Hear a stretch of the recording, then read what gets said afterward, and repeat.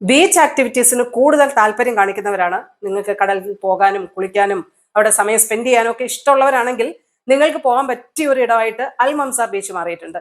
പഴയ ബീച്ചൊന്നുമല്ല, ഇപ്പോൾ വലിയ രീതിയിലുള്ള വികസന പദ്ധതികളുടെ ആദ്യ ഘട്ടം പൂർത്തിയാക്കി ഇപ്പോൾ പൊതുജനങ്ങൾക്ക് തുറന്നു കൊടുത്തിട്ടുണ്ട്. 500 ദശലക്ഷം ദിർഹത്തിന്റെ ഈ നവീകരണ പ്രവർത്തനങ്ങളുടെ ആദ്യ ഘട്ടമാണ് പൂർത്തിയാക്കിയിരിക്കുന്നത്. ബീച്ച് ഇപ്പൊ തുറന്നു കൊടുത്തിരിക്കുന്നത്. ഒരുപാട് സൗകര്യങ്ങൾ ബീച്ചുമായി ബന്ധപ്പെട്ട് ഒരുക്കിയിട്ടുണ്ട്. ഇതിൽ ഏറ്റവും കൗതുകകരം എന്ന് പറയുന്നത് സ്ത്രീകൾക്ക് മാത്രമായിട്ടുള്ള ഒരു ബീച്ച് എന്നുള്ളതാണ്.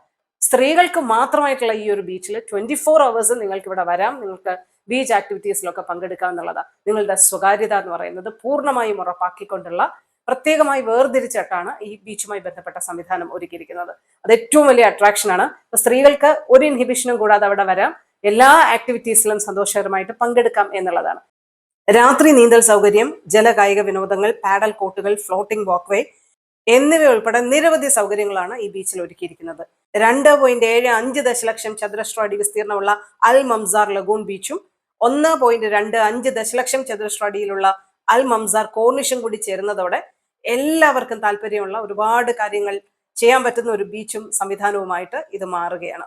ഔട്ട്ഡോർ ജിം ഉപകരണങ്ങൾ, പ്ലേ ഗ്രൗണ്ടുകൾ, lagoon, corniche, Al Mamzar beach park എന്നിവയെ ബന്ധിപ്പിച്ചുകൊണ്ടുള്ള 5.5 കിലോമീറ്റർ ദൈർഘ്യമുള്ള നടത്തം, ഓട്ടം, സൈക്ലിംഗ് ട്രാക്കുകൾ നിർമ്മിച്ചിരിക്കുന്നു.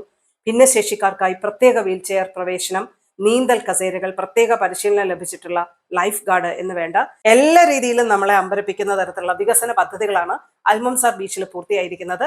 അതിന്റെ ആദ്യഘട്ടമാണ് ഇപ്പോൾ പൂർത്തിയായിരിക്കുന്നത്. പൊതുജനങ്ങൾക്കായി അത് തുറന്നു കൊടുത്തിട്ടുണ്ട്.